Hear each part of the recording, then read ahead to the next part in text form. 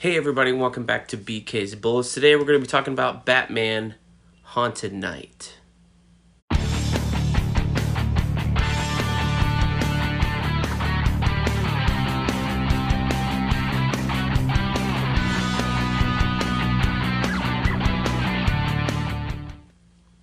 Hey everybody, and welcome back to BK's Bullets. It is October 2020, yes, this year of hellishness. And so I thought I'd ring in this October with my first time reading Batman Haunted Night. Now, this is a collaboration by Jeph Loeb and Tim Sale. I just picked this up today. I was running some errands, stopped in a comic shop, and found it and said, you know what? I've never read these, and I love Dark Victory. I love The Long Halloween. I need to read the first time these two legendary Batman creators, mainly for The Long Halloween and how brilliant it is. I need to read the first time they did some Batman books. So here it is, Haunted Night. This is I think an older printing. It's got the, I don't know how many logos back this is for DC, but they seem to be redoing them a lot. But this runs for $17.99 on the back here. And it's got a nice kind of matte, kind of almost like a sticky cover. It's not glossy. It's not it's not textured. It's just a little, I don't know. It feels a little sticky, in a good way. Not like, it's not the slick gloss that's on my older version of Long Halloween here. It's more along, like if you have the Dark Victory trade from a couple years back or 10 years back, it's like that. So it's not a bad thing by any means. I'm just trying to describe it to you.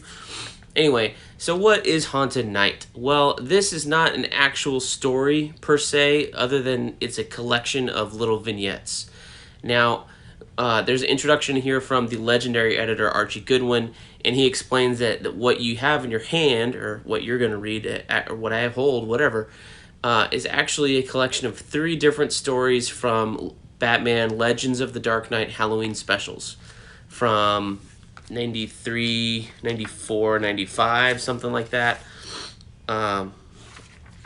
Let's look at the Indixia. Yeah, 93, 94, 95. So they did the first one, and he explains it was meant to be like a 3-issue story arc, but they decided to do it as a Halloween story, so it came out as a special. And then it was so popular, so well done, they did 2 more every Halloween after that. And then once they did those, then they decided to do The Long Halloween. And this is a whole story here. I think Jim's read it, so there's a link to a video if you haven't seen it by now. But, so is Haunted Night worth your time if you love Long Halloween, if you love Dark Victory? Not really. I think you'd be okay to stick with Long Halloween, stick with Dark Victory if you haven't read Haunted Night.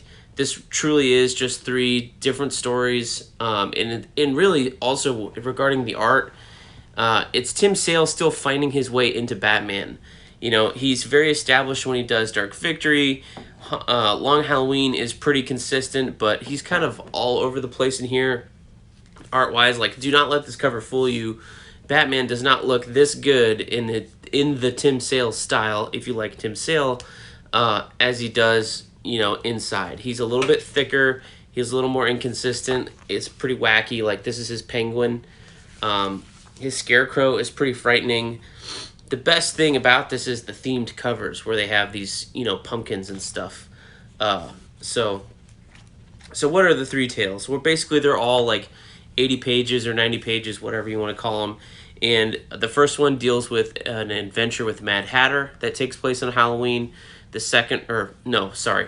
first one deals with Scarecrow on Halloween. The second one deals with Mad Hatter on Halloween. And the third one is kind of the weakest of the bunch. It has Penguin, Joker, and Poison Ivy in it.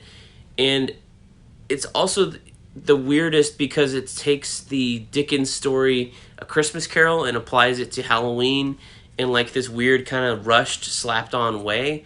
I didn't really like that one at all. I like the first one and the second one.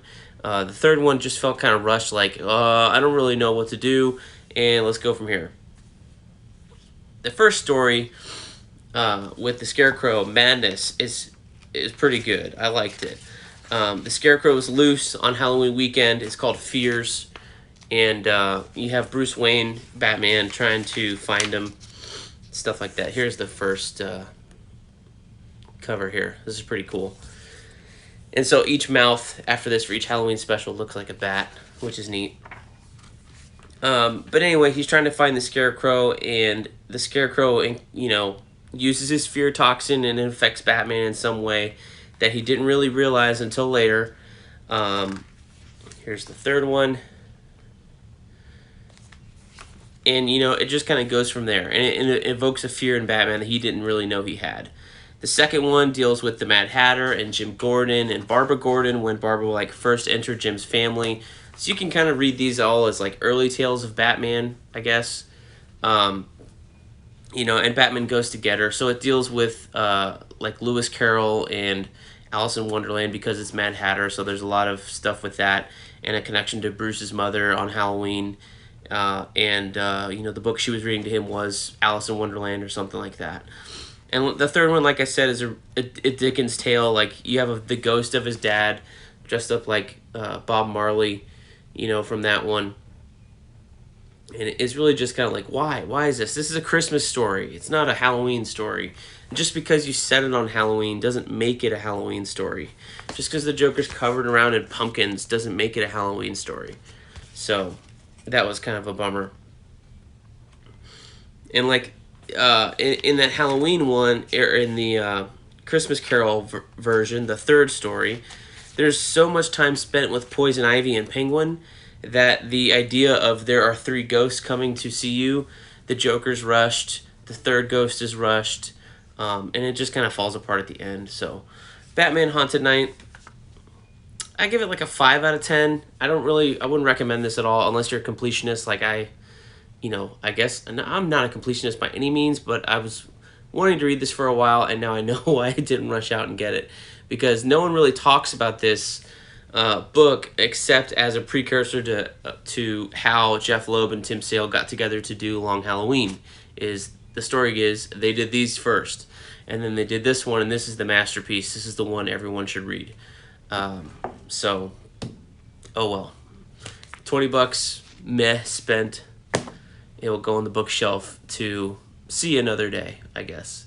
So thank you guys for watching. Hope you have a wonderful Halloween season. We will see you guys next time in the funny pages. Like, comment, share down below. Did you like this? Am I wrong? Let me know if I'm crazy. I think this is the weakest of the bunch. And, you know, Long Halloween stands above the rest for me. So, Long Halloween, check it out if you haven't. It's a really good story. It takes place over an entire year, not just Halloween stories. So you get all the holidays in here, and it's Batman solving the case of the holiday killer. But that is another video, and we will see you guys next time in the funny pages.